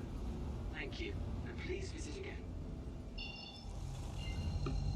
So The Novikov armor is 10.3k. that sounds right. I figured it was around the 10,000 mark. And at the moment, I might just barely have the 10k from my previous missions here. But I like to have more of a buffer. Luckily, ground missions for today are not the goal, at least not for the screen. We are going to be all about the ship. And today, the ship is going to hit the fan. You know, that sounded better in my head. The next step is we're going to hit a couple of the low CS1 bounties. Now, yes, I do have higher crime stat bounties available. But again, the whole point here is to demonstrate that a new player buying the minimum package can get to the point where they can at least purchase better ships. And if you're starting out, you're not going to have access to the CS3 and 4 bounties. In fact, technically you don't even have access to the CS1 bounties. You have to do a special mission first to convince the local authorities that yes, you can do bounty hunts. But they're effectively the equivalent of CS1 bounties, so as far as I'm concerned, my conscience is clear. We'll do a few of those, then a few 2s. That's usually enough to kick up CS3s, and we'll see where things stand as far as time goes. And Cap has joined us. Do crime. The system is keeping you down. Well, there is that too, yes, and we will undoubtedly be delving into the dark, murky underworld on a future stream on the challenge. But for now, we'll stick with what we've got. That said, there are authorized execution missions.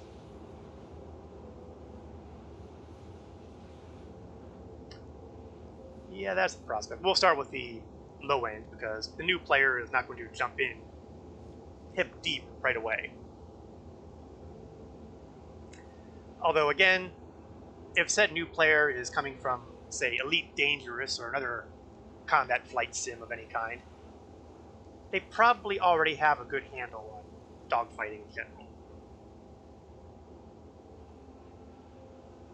But my assumption is that they're going to be like me and suck. At least when I started out, it sucked. Plot model in this game is quite different from Elite Dangerous. You might run into some bad habits you need to unlearn. I know I did.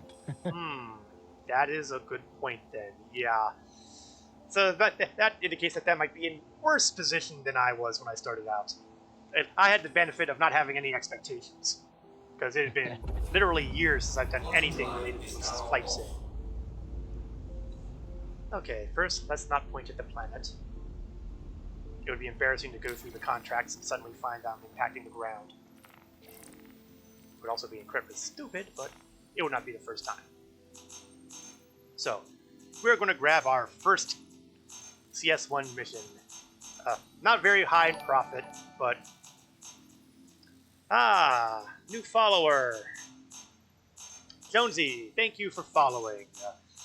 You will now be annoyed endlessly by notifications every time I start a stream. Yay. My sympathies in advance. I will accept that offer, and then, because it is a good habit to be into, I'm going to go to the Mercenary tab, and I'm going to select the mission of Call to Arms. Basically, it's bonus money every time you kill something after your primary target. Never argue with bonus money. Okay, so with that in mind, I'm not going to find that kind of thing happening on the CS1 bounties, but CS2 and higher, free money. So, now that I'm armed appropriately with 4 Yellow Jacket ballistic repeaters,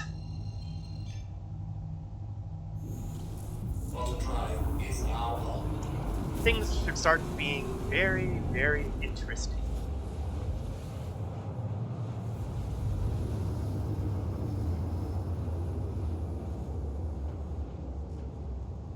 Now, I highly advise that if you're looking for advice on the best way of dealing with a dogfight, I am not the person to look to.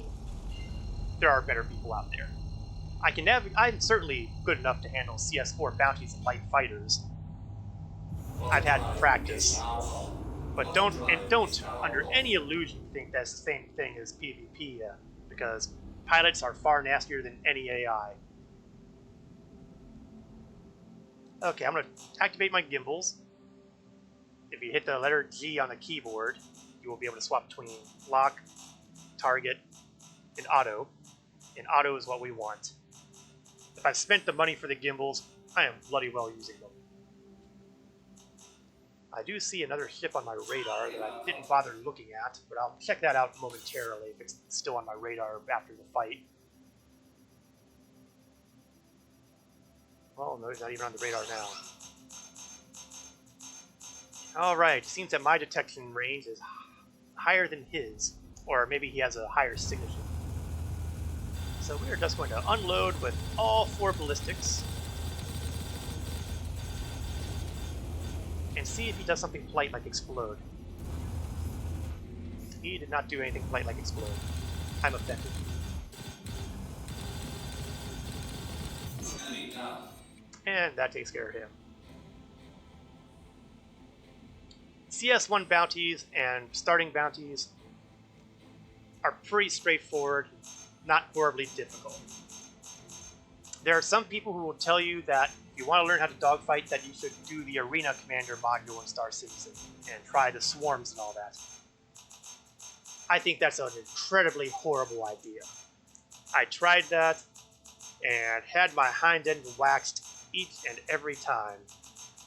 That is a horrible way to learn. If you want to learn PvP, that may not be a bad way to go if there's other people involved in a free-for-all, but Pirate Swarm and Vandal Swarm, just no. Personal advice that basically comes from my own experience and may not reflect the experience of other people. Now, I'm going to see if I can get to this marker. I'm having trouble targeting it. There we go. The map can use some work sometimes.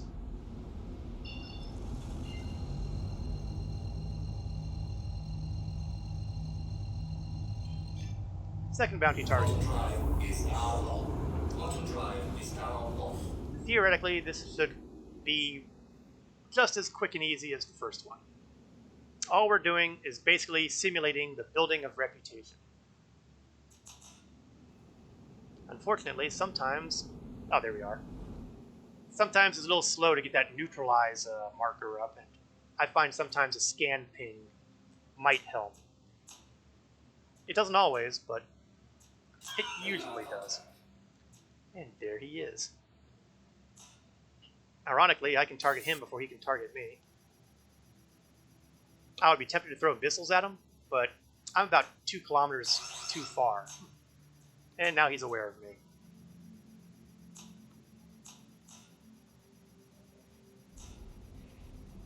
So we're going to strafe to the side here.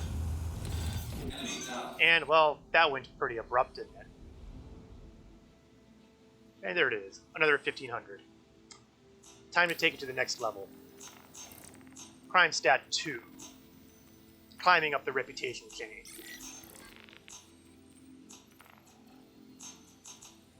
Located around a different moon this time. So off to Ita. And this guy is likely to have backup. Which means I will be paid not only for the bounty, but the call to arms will also be giving me some cash. It won't be much. It's only 1 additional ship. But, all things considered, it's money. Money, money, money. Money, Hey. money. Hey, careful there. We don't want to get the DMCA on my stream here. Auto drive is now off. You are putting on music from the music studios. They are offended. They will shut you down now. You'd actually get a freaking copyright strike for me singing that song? No, probably not. That would be That stupid. would be, that would be stupid, but then again, it says Twitch we're talking about. Twitch and the folks at the music studios. I'd be more concerned about the music studios than I would about the Twitch. And this is Dude, why I as stick well. with letting the game music be the only music on my screen. I save myself the headaches of lawyers. Smart move. Yeah, I'll blow up bounties any day of the year, but I don't want to face lawyers. Front shields damaged. Okay, this guy's holding together a little bit better. Unfortunately, he's also way too close to me. On the left, there we go. He has taken a beating. Oh, well, he's not taking a beating anymore. Once the primary bounty is down, call to arms comes into play, so I can go after this guy and get paid. if I went after this guy first, I'm pretty sure that I would get no money for him. So primary bounty target should always be primary. Enemy down. And he gave me an extra 500 UEC.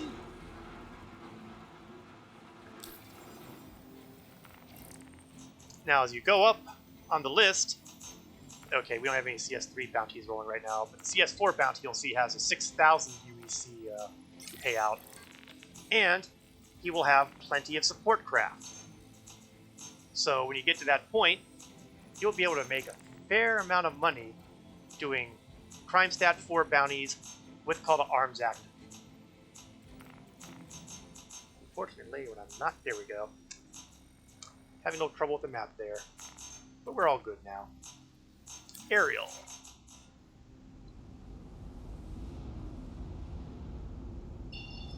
Now, the real bounty money comes from hunting players. Let's see. Auto drive is now Yeah, to roll that skid approach makes it much harder to hit. Yeah, that's probably very true. I don't really do a whole lot of rolling these days. I'm doing the mouse and keyboard thing, so, you know, handling too many keys at the same time with my left hand is a challenge. Yes, he could, and the box could recognize it. There's that. Auto drive is now off.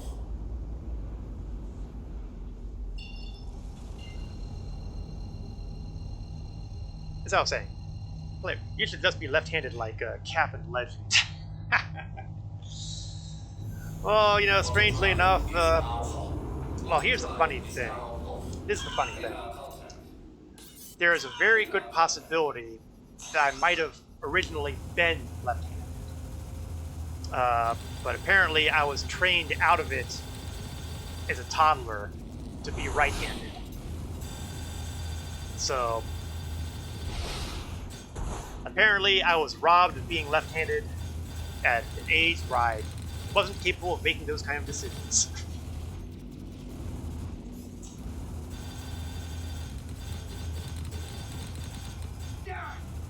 Oh, I just love it how they scream at you when you shoot them up.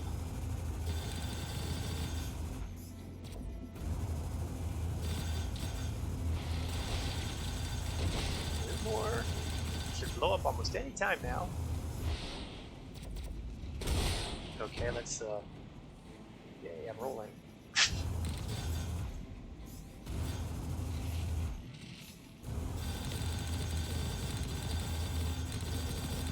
Hearing a lot of hits. I'm seeing a lot of damage. Enemy down. I'm seeing a lot of pieces.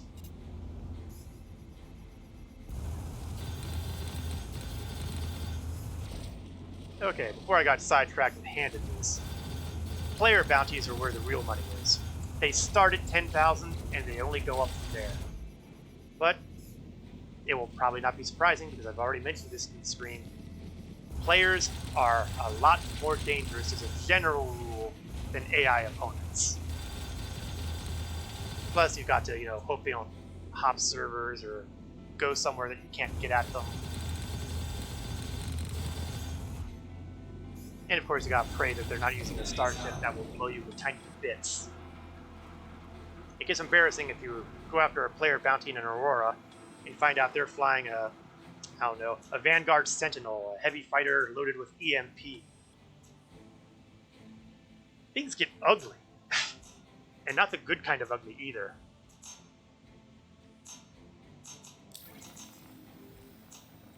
Do we have a CS3 up yet? No.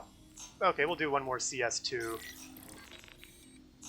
And then we'll do our money check to see where our profits went today.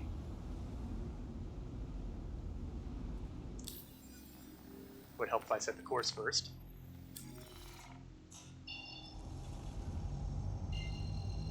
Oh, it's practically right here. Heck with quantum jumping. Oh, that was embarrassing. That happens sometimes. Turns out that your target location is literally right on top of you.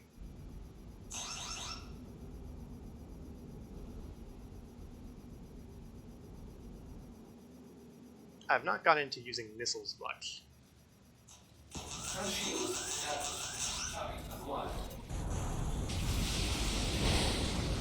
At size 1, they're not exactly a whole lot to write home about.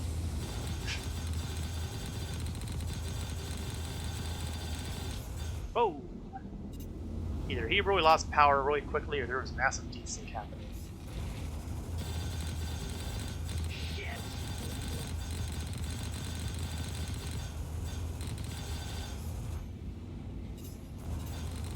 Enemy down. One down.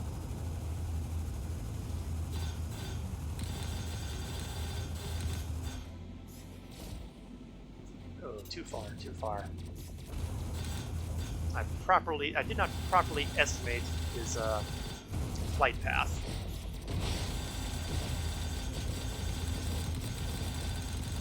Enemy down. And 1,000 for him.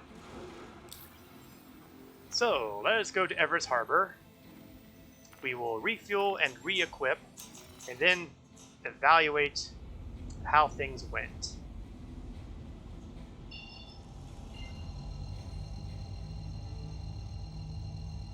Looks like Everest is on the wrong side of the planet. Photo drive is now locked.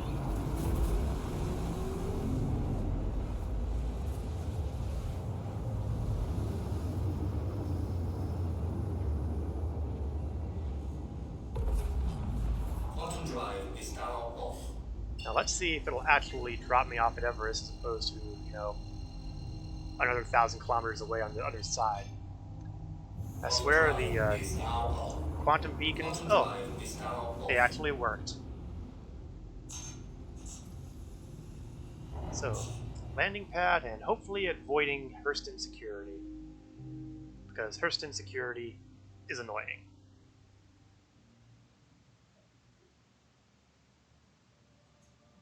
I kind of feel there's too many ships around here. And I can't help but wonder if it's because there's a lot of people causing trouble around Everest. Thing is, I never see the trouble around Everest, so I don't know if I trust that. It is a mystery. Contact ATC.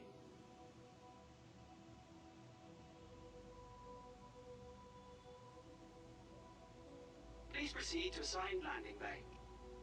Attention. Please There we come to are. immediate halt So much for and all avoiding your them. vessels be scanned. Scan me down, baby. I got nothing. You can't pin anything on me.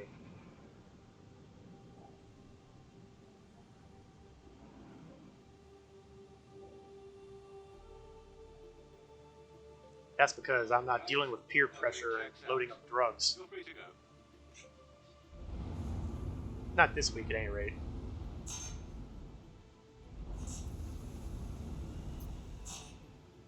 Oh no, there's another Hurston security. Oh, or maybe there's a turrets. Maybe I'm lucky. Okay, drop landing gear. Make Landing approach. gear deployed. Let's not go so fast that I have to worry about ramming the back wall.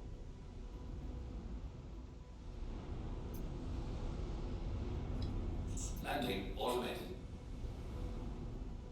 Yes, my known associates are a bit dodgy. That's a good point. Maybe that's why I'm getting scanned all the time. I'm being penalized for the actions of my org. Okay, repair, restock, refuel, refuel. Let that get all out of the way.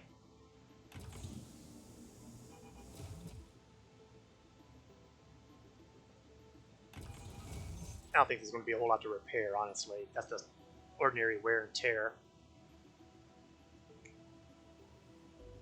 Unfortunately, no, I think I might actually be okay. Yeah, I only have 2 missiles on this thing, so that works out. Okay. Now let's see where we are at.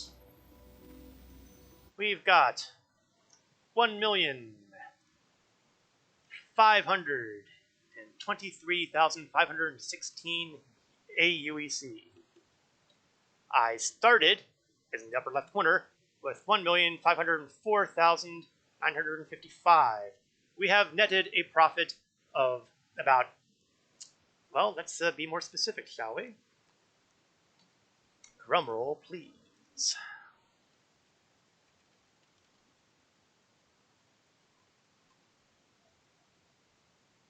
18,561 UEC. Thank you for following, Cap. Now you too will be getting the occasional message on your email saying I've started streaming. My condolences in advance. And we are now at the 3 o'clock hour, which is the end time for the stream. I would like to thank all the new followers who are, perhaps coincidentally, members of the org I'm in. Thanks, guys. And everyone else who is watching this, either live as it happens or watching the video at some future time. Sometime in the next 2 weeks, since Twitch only keeps them around for 2 weeks. That's what happens when you're at the low end of the totem pole. I will be streaming day 2 of the Aurora MR Challenge next Saturday at 1 o'clock p.m. Eastern to approximately 3 o'clock p.m. Eastern. I also stream Star Trek Online on Wednesday evenings from 8 p.m. Eastern to 10 p.m. Eastern. Once again, I'd like to thank everyone for following. I hope you enjoyed yourselves. I hope you enjoyed watching as much as I enjoyed performing, shall we say. This is Korath Landwalker, signing off.